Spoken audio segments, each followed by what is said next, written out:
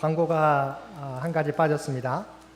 가을 신방이 우리가 11월부터 시작됩니다. 우리 각 구역에서는 우리 가을 신방을 준비해 주시면 고맙겠습니다. 반가운 얼굴이 오늘 예배 우리 참석한 것 같습니다. 우리 기승준 우리 유학생활 중에 잠시 귀국해서 오늘 예배에 우리 참석해 주셨는데요. 우리 박수로 우리 환영해 주시면 고맙겠습니다.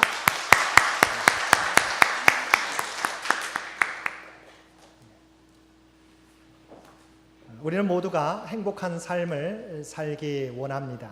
그래서 모든 사람들이 이른 아침부터 밤늦게까지 열심히 일하며 살아갑니다. 그런데 행복한 삶을 살기 위해서는 열심도 중요하지만 방향이 더욱더 중요합니다. 아무리 열심히 일해도 방향이 잘못된다고 한다면 그 모든 수고가 헛된 수고가 되기 때문입니다. 그러면 우리의 삶의 올바른 방향으로 나아가기 위해서 필요한 것은 무엇입니까? 참 지혜가 필요하다는 것입니다. 그래서 성경에서는 이 지혜의 중요성에 대해서 여러 곳에서 말씀하고 있습니다. 우리 함께 이번 주 암송 구절인 잠언 3장 13절 14절에 보면 지혜를 얻은 자와 명철을 얻은 자는 복이 있나니 이는 지혜를 얻는 것이 은을 얻는 것보다 낫고 그 이익이 정금보다 낫다라고 말씀하고 있습니다. 또한 잠언 14장 1절에서도 지혜로운 여인은 자기 집을 세우되 미련한 여인은 자기 손으로 그것을 허느니라고 말씀하고 있습니다. 이처럼 지혜는 정금을 얻는 것보다 낫고 자기의 가정을, 자기의 삶을 세우게 된다고 말씀하고 있습니다. 오늘 본문에도 지혜로운 삶을 살아 하나님께 쓰임받은 한 사람이 등장합니다. 그 사람이 누구입니까? 우리가 너무도 잘 알고 있는 다윗입니다. 그러면 다윗이 어떤 삶을 살았기에 하나님으로부터 지혜로운 삶을 살았다는 평가를 받고 하나님 앞에 귀하게 쓰임받게 되었습니까? 주신 말씀을 통해서 함께 살펴보겠습니다. 본문의 상황은 사울왕 시절 다윗이 블레셋과의 전투에서 골리앗을 무찌른 다음에 있었던 일입니다. 다윗은 블레셋과의 전투에서 골리앗을 무찌르고 승리한 다음 두 가지 상황에 처하게 되었습니다. 첫 번째 상황은 백성들에게 사울은 천천히요 다윗은 만만이라고 하는 환호성을 받을 정도로 백성들의 인기와 사랑을 온몸에 받게 되었습니다. 다른 하나는 그것으로 말미암아 사울 왕에게 질투의 대상이 되었다는 것입니다. 백성들로부터는 사랑과 모든 관심의 초점이 되었는데 그것이 도리어 사울 왕에게는 질투의 대상이 되었습니다. 이런 상황 속에서 다윗은 어떻게 이 위기를 극복할 수 있었습니까? 성경에서는 다윗이 지혜롭게 행함으로 이 위기를 벗어났다고 말씀하고 있습니다. 14절과 15절 말씀입니다. 다윗이 그의 모든 일을 지혜롭게 행하니라 여호와께서 그와 함께 계시니라. 사울은 다윗이 크게 지혜롭게 행함을 보고 그를 두려워하였으나 다윗이 지혜롭게 행했다고 기록되어 온 것은 본문에만 두 번이 나와 있습니다. 그러나 18장에 두 번 더 소개되고 있습니다. 먼저 5절에서도 다윗은 사울이 보내는 곳마다 가서 지혜롭게 행하매라고 말하고 있고 30절에서도 다윗이 사울의 모든 신하보다 더 지혜롭게 행하매라고 말씀하고 있습니다. 다윗은 그 어려운 위기 속에서 지혜롭게 행함으로 그 위기를 극복하고 후에 하나님이 택하신 이스라엘 왕으로 등극하게 되었던 것입니다. 그렇다면 다윗의 지혜로움은 무엇이었습니까?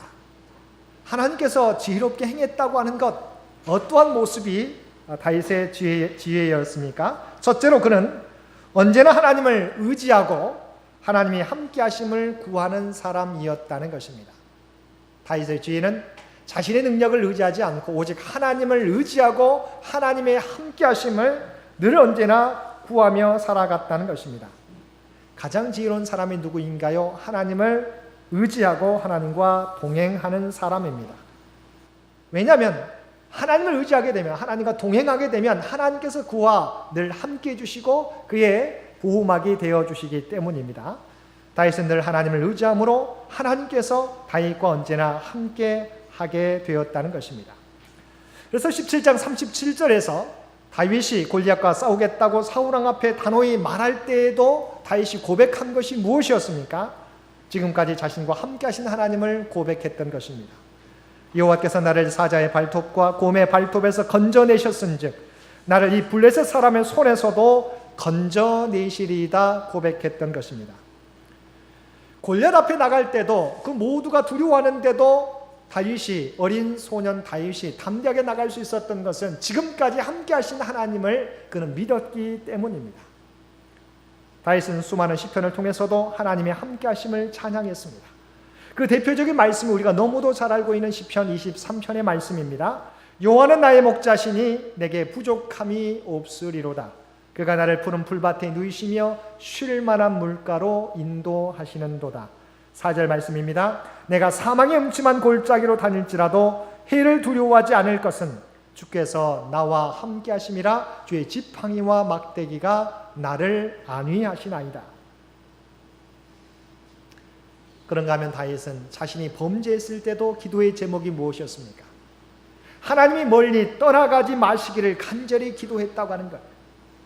시편 38편 21절입니다. 여호와여 나를 버리지 마소서. 나의 하나님이여 나를 멀리하지 마소서. 그는 언제나 하나님과 함께하기를 기도했어요. 그가 죄 가운데 여러 가지 어려움을 당할 때도 그가 구했던 것은 단순히 문제만 해결해 달라고, 이 문제에서 벗어나려고 기도하기보다 하나님이 나에게서 멀어지지 마시옵소서라고 기도했던 거예요. 다윗은 하나님에게서 멀어지는 것이 가장 큰 심판인 것을 알고 있었기 때문입니다. 그래서 그는 늘 하나님의 품 안에 늘 거하려고, 말씀 안에 거하려고, 그 사랑 안에 거하려고 몸부림쳤던 것입니다. 다윗은 하나님이 함께 하시면 얼마나 안전하고 얼마나 큰 힘이 되는지 알고 있었던 것입니다. 그래서 본문에서도 하나님께서 함께 하시는 다윗의 모습이 그려져 있습니다. 12절 말씀입니다. 여호와께서 사울을 떠나 다윗과 함께 계심으로 사울이 그를 두려워한지라. 28절에서도 여호와께서 다윗과 함께 계심을 사울이 보고 알게 되었다고 말씀하고 있습니다. 다윗에 대하여 절대 권력을 가진 사울이 두려워했던 이유는 다른 데 있지 않습니다. 자기는 모든 군사들과 모든 권력을 가지고 있었습니다. 그럼에도 불구하고 사울 왕이 다윗을 두려워했어요. 왜요? 하나님이 그와 함께 하심을 그는 보았기 때문입니다. 사랑하는 성도 여러분, 이 험난한 인생길 우리가 어떻게 승리하며 행복한 삶을 누리며 살 수 있겠습니까? 그 비결은 다른 데 있지 않습니다.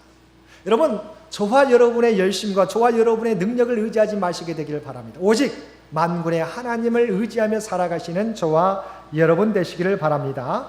이 땅에서 승리하며 행복하며 살아가는 그 비결은 하나님과 동행하는 길입니다. 하나님과 동행하면 우리 하나님께서 우리의 피난처가 되어주시고 힘과 능력이 되셔서 우리로 하여금 모든 것을 감당케 하시고 늘 이기게 해주시기 때문입니다. 언제나 하나님의 말씀 안에 거하심으로 하나님이 함께 하시는 삶, 하나님이 보호해 주시고 하나님이 인도해 주시는 우리 복된 삶을 살아가실 수 있는 우리 장인의 모든 가족들 되시기 바랍니다. 두 번째 다윗의 지혜는 겸손히 행하는 것이었습니다. 다윗은 골리앗을 쓰러뜨리고 전쟁의 영웅이 되며 하루아침에 목동에서 이스라엘의 장수가 되었습니다. 사울은 다윗을 천부장으로 삼았다고 성경은 말씀하고 있습니다. 이렇게 갑자기 높은 지위에 오르게 되면 사람들은 교만에 빠지기 쉽습니다. 겸손을 잃어버리기 쉽습니다. 그러나 다윗은 그렇지 않았습니다. 그는 천부장이 되었어도 겸손으로 자신을 다스렸습니다. 그래서 겸손을 인격이라고 말합니다. 그 사람의 인격은 그가 겸손한가를 보면 알 수 있습니다. 인격을 갖추지 못한 사람이 높은 지위에 올라가면 자신에게나 이웃에게 오히려 화가 되는 것입니다. 우리의 인격을 확인할 수 있는 길은 우리가 사람들에게 칭찬을 받을 때 우리가 어떻게 반응하느냐 하는 데 있습니다. 그래서 잠언 27장 21절에서 도가니로 은을, 풀무로 금을, 칭찬으로 사람을 단련하느니라고 말씀하고 있습니다. 도가니로 은을, 풀무로 금을, 칭찬으로 사람을 단련하신다고 말씀하고 있습니다. 사람에게 칭찬을 해보면 그의 인격, 됨됨이를 알 수 있게 된다는 것입니다. 내가 조금 잘 되었다고 교만에 빠지게 되면 스스로 몰락의 길을 자초하는 것입니다. 그러나 다윗은 자신이 높음을 보고 자신이 높임을 받고 사람들의 인기가 치솟을 때도 겸손함을 유지했던 것입니다. 고래의 교훈이 있습니다. 고래가 바닷속에 있다가 숨을 쉬기 위해서 바다 위로 올라와 물을 품을 때 정말 아름답다고 합니다. 그런데 바로 그 순간이, 그때가 가장 고래가 위험한 상황이라고 합니다. 왜냐하면 고래잡이 어부들은 그 순간을 놓치지 않고 작사를 들고 기다리다가 고래가 숨을 쉬기 위해 물 위로 올라오게 될 때 작사를 던지기 때문입니다. 오늘 우리 인생도 마찬가지입니다. 가장 우리가 몰락하기 쉬운 때가 언제인가요? 가장 우리가 높아지기 시작할 때라고 하는 사실을 기억하실 수 있기를 바랍니다. 우리가 정상에 이르러 스스로를 뽐내며 자랑하게 될 때 그 순간이 우리 인생의 위기가 된다고 하는 거예요. 그래서 잠언 16장 18절에서도 교만은 패망의 선봉이요 거만한 마음은 넘어짐의 앞잡이니라고 말씀하고 있습니다. 사울이 자신의 딸을 다윗에게 주면서 이것을 올무로 삼기 위해서 했을 때 다윗이 어떻게 반응했습니까? 18장 18절 말씀에 보면 다윗이 사울에게 이르되 내가 누구며 이스라엘 중에 내 친속이나 내 아버지의 집이 무엇이기에 내가 왕의 사위가 되리까라고 대답했습니다.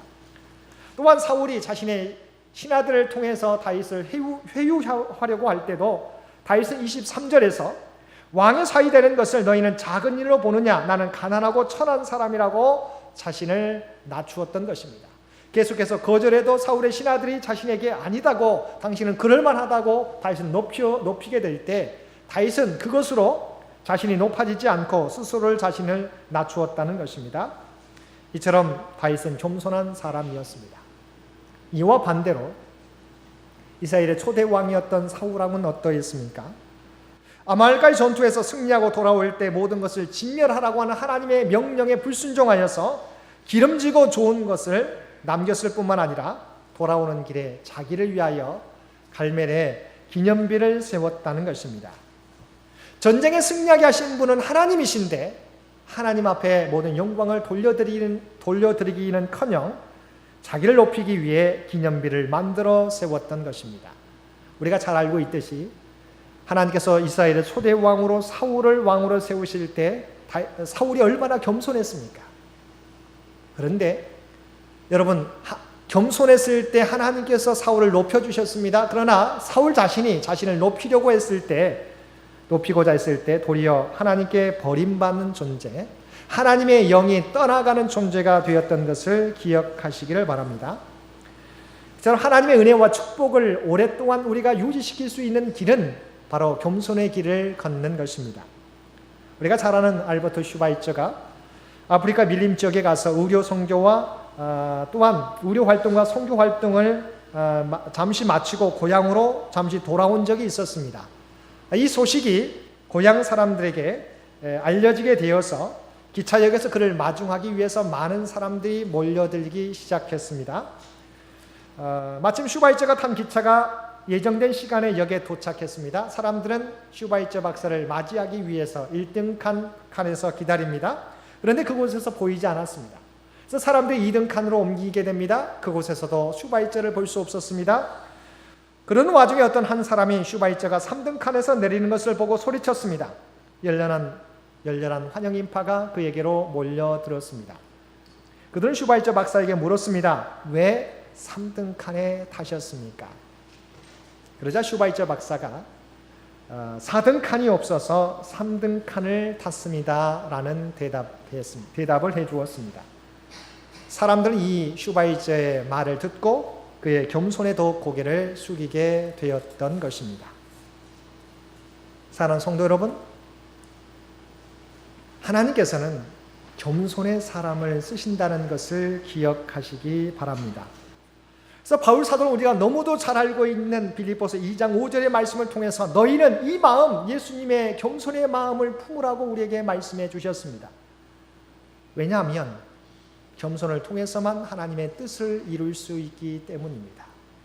겸손하지 못하면 내 영광을 우리가 추구하게 되어 있어요.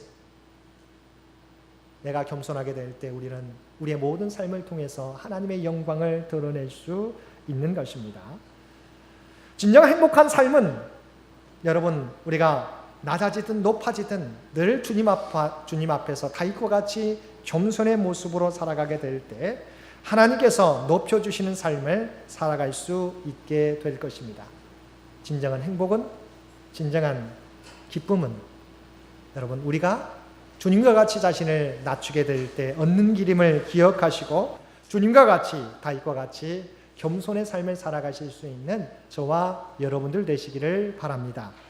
세 번째로 다윗의 지혜는 어떤 지혜였습니까? 때를 기다리며 인내하는 지혜였다는 것입니다. 18장 11절 말씀에 보게 되면 스스로 이르기를 내가 다윗을 벽에 박으리라 하고 사울이 그 창을 던졌으나 다윗이 그의 앞에서 2번 피하였다고 말씀하고 있습니다. 사울의 질투가 얼마만큼 극에 달했는지 성경은 말씀해 주고 있습니다. 사울은 다윗을 여러 번 죽이려고 했습니다. 18장에서 2번 창을 던졌다고 나와 있지만 19장에 보게 되면 단창으로 다윗을 죽이려고 했습니다. 또한 전령들 다윗의 집에 보내 죽이려고 했습니다. 뿐만 아니라 전쟁터에 보내 다윗을 죽이려고 했습니다. 이처럼 사울왕의 자신이 가진 왕의 절대 권력으로 다윗을 죽이려고 했지만 다윗은 그저 몸을 피할 뿐 사울왕에게 대항한 적이 없었습니다. 다윗의 인내가 극적으로 드러나는 것은 24장 이하에 나와 있습니다. 다윗을 쫓던 사울이 일이 급하여 한 동굴에서 일을 볼 때 이미 다윗이 그 동굴에 숨어 있었습니다. 다윗은 자신을 죽이려고 하는 사울에 대하여 복수할 수 있었지만 복수하지 않았습니다. 왜일까요? 가장 사울에게 복수할 수 있는 절호의 기회인데 다윗은 그렇게 하지 않았어요. 그 이유는 자신을 죽이려고 하는 사울이지만 그는 하나님의 기름 부어준 자였기 때문입니다. 다윗은 하나님의 기름 부음 받은 자에 대하여서는 하나님께서 해결해 주실 것을 알았기 때문에 절대로 자신이 처리하려고 하지 않았던 것입니다. 다윗은 비록 지금은 고난을 당하고 생명의 위협을 느끼고 있지만 언제나 함께 하신 하나님이 자신을 들어서 높이 쓰실 것을 믿었기 때문에 하나님의 때를 기다리며 인내할 줄 아는 사람이었던 것입니다. 다윗이 생각하게 될 때 인간의 가장 절호의 기회를 그는 그냥 내놓았어요. 하나님의 때가 아니라고 생각한 거예요. 그래서 내가 하는 길이 내가 할 일이 아니라고 생각한 거예요. 하나님이 하실 것, 또 하나님의 때를 기다렸던 것입니다. 사랑하는 성도 여러분, 하나님의 때는 다윗에게만이 아니라 저와 여러분에게도 이미 예비되어 있는 줄 믿으시기 바랍니다. 지금 눈앞에 여전히 어려움이 있고 우리의 기도가 더디 이루어질지라도 하나님께서 우리의 문제를 해결해 주실 때가 있음을 여러분 의심하지 마시기를 바랍니다. 그리고 그때를 믿음으로 인내하시는 저와 여러분 되시기 바랍니다. 그래서 우리 함께 읽은 베드로전서 5장 6절에 뭐라고 말씀하고 있습니까? 그러므로 하나님의 능하신 손 아래에서 겸손하라고 말씀하고 있어요. 때가 되면 너희를 높여주신다라고 분명히 우리에게 말씀해 주고 있어요. 지혜로운 성도는 인간의 때를 기다리는 사람이 아니라 하나님의 때를 기다릴 줄 아는 사람이라는 것입니다. 다윗과 같이 하나님의 때를 기다리는 지혜로운 성도들 모두 되셔서 하나님이 친히 인도해 주시는 놀라운 은혜를 입으며 살아가실 수 있는 저와 여러분들 되시기를 바랍니다. 마지막으로 다윗의 지혜는 하나님 앞에서 그는 최선을 다하는 삶을 살았다는 것입니다. 본문 13장 14절에 보면 그러므로 사울이 그를 자기 곁에서 떠나게 하고 그를 천부장으로 삼음에 그가 백성 앞에 출입하며 다윗이 그의 모든 일을 지혜롭게 행하니라 여호와께서 그와 함께 계시니라 말씀하고 있습니다. 또한 16절에서도 온 이스라엘과 유다는 다윗을 사랑하였으니 그가 자기들 앞에 출입하기 때문이라고 이었다라고 말씀하고 있습니다. 여기서 출입했다는 것을 언어로 보게 되면 백성을 돌보았다고 하는 의미입니다. 그는 천부장이 되어서 전선에 나가 목숨을 걸고 싸울 때도 자기 백성들의 안전을 위해서 최선을 다했다는 것입니다. 이런 다윗의 성실은 반짝 성실이 아니라 그가 양을 치는 목동이었을 때부터 계속되었던 것입니다. 그가 목동으로 있었을 때 사자가 양 한 마리를 물고 가면 어린 목동이었지만 그는 끝까지 사자를 추적해서 그 사자에게서 양을 구해오는 것이 어린 목동 다윗의 모습이었던 것입니다. 여러분 생각해 보세요. 우리가 양을 친다고 생각해 보세요. 그런데 사자가 양들을 공격해 와서 양을 물어갔어요. 또한 다윗은 어린 소년이었어요. 우리가 할 수 있는 일은 무엇일까요? 사람들에게 알리는 것이 정말 최선이라고 생각됩니다. 그런데 다윗은 자기에게 맡겨진 사명, 그 양을 구하기 위해서 어린 소년이었지만 그 사자를 쫓아가서 사자에게서 양을 구해오는 모습이 다윗이었다고 하는 거예요. 다윗의 성실은 사람들에게 보이기 위한 성실이 아니라 하나님 앞에서 보여지는 성실이었다는 것입니다. 그런 성실함을 가지고 자기에게 맡겨진 일에 최선을 다했던 것입니다. 어떤 상황 속에서도 다윗은 자기 일을 소홀히 여기지 않았던 것입니다. 자기가 있어야 될 자리를 지킨 거예요. 작은 일에 성실하게 될 때 하나님께서 그에게 더 큰 일을 맡겨주시는 것입니다. 지난번에도 소개했던 것처럼 오스 기니스가 소명이라고 하는 책, 더 콜링이라고 하는 책을 썼는데 그 책에서 너무도 유명한 말을 했어요. 우리의 삶의 유일한 청중은 하나님이라고 하는 고백을 쓴 적이 있습니다. 우리의 삶은, 우리의 유일한 청중은 사람들이 아니에요. 사람들에게 보여지는 삶이 아니라 하나님이 우리의 유일한 청중이 되신다고 하는 거예요. 이 말은 사람들이 알아줄 때만이 아니라 사람들이 알아주지 않을 때도 내 삶의 방향은 오직 하나님께 향해 있다고 하는 것입니다. 하나님이 우리를 지켜보시기에 우리는 모든 일에 최선을 다해야 하는 것입니다. 이것이 바로 우리가 잘 알고 있는 코람데오의 신앙입니다. 모든 일을 하나님 앞에서 모든 일을 행하는 삶, 이것이 코람데오의 신앙입니다. 이러한 코람데오의 신앙으로 살아갔기에 다윗은 어린 목동에서 이스라엘의 가장 위대한 왕으로 세움받을 수 있었던 것입니다. 사랑하는 성도 여러분, 이처럼 다윗은 늘 하나님을 의지하고 겸손하게 하나님의 때를 기다리며 맡겨진 일에 최선을 다할 때 하나님께서 그를 높여주셨던 것입니다. 오늘 저와 여러분의 모습은 어떻습니까? 진정한 지혜는 하나님을 의지하며 겸손히 하나님의 때를 기다리며 성실하게 살아가는 인생인 것을 기억하시고 우리의 삶을 한번 대입해 보실 수 있는 저와 여러분 되시기를 바랍니다. 오늘도 우리가 이 믿음으로 살아가는 저와 여러분 되게 될 때 우리의 능력과 우리의 열심을 의지하는 것이 아니라 이 세상의 주관자 되시는 하나님을 의지하고 늘 겸손하게 하나님의 때를 기다리며 나에게 맡겨진 일을 최선을 다하게 될 때 하나님께서 우리가 기대했던 것보다도 더 높은 곳으로 우리를 참된 행복의 길로 인도해 주실 것입니다. 오늘도 저와 여러분이 이 믿음의 모습으로 살아가심으로 진정 하나님이 높여주시는 복된 삶을 살아가실 수 있는 저와 여러분 모두가 되실 수 있게 되기를 주님의 이름으로 간절히 축원드립니다. 함께 기도드리겠습니다. 사랑하는 충만하신 아버지 하나님, 오늘도 우리에게 귀한 말씀을 통하여 정말 우리의 삶이 무엇을 추구하며 무엇을 의지하며 살아가야 될지 다시 한번 깨닫게 해주시니 진심으로 감사드립니다. 다윗이 오직 주님을 늘 의지했고 겸손히 또 하나님의 때를 기다리며 자기의 맡겨진 일에 최선을 다했던 것처럼 우리의 삶이 늘 하나님을 의지하며 하나님 앞에 행하는 인생 되게 하여 주시옵소서. 그리하여 우리의 노력과 우리의 열심으로가 아니라 우리의 능력으로가 아니라 하나님께서 함께 주시는 은혜로 하나님의 인도하심으로 말미암아 높임받게 되는 저희 모두가 되게 하여 주옵소서. 이 모든 간구 우리를 구원하여 주신 예수님의 이름으로 간절히 기도드리옵나이다. 아멘.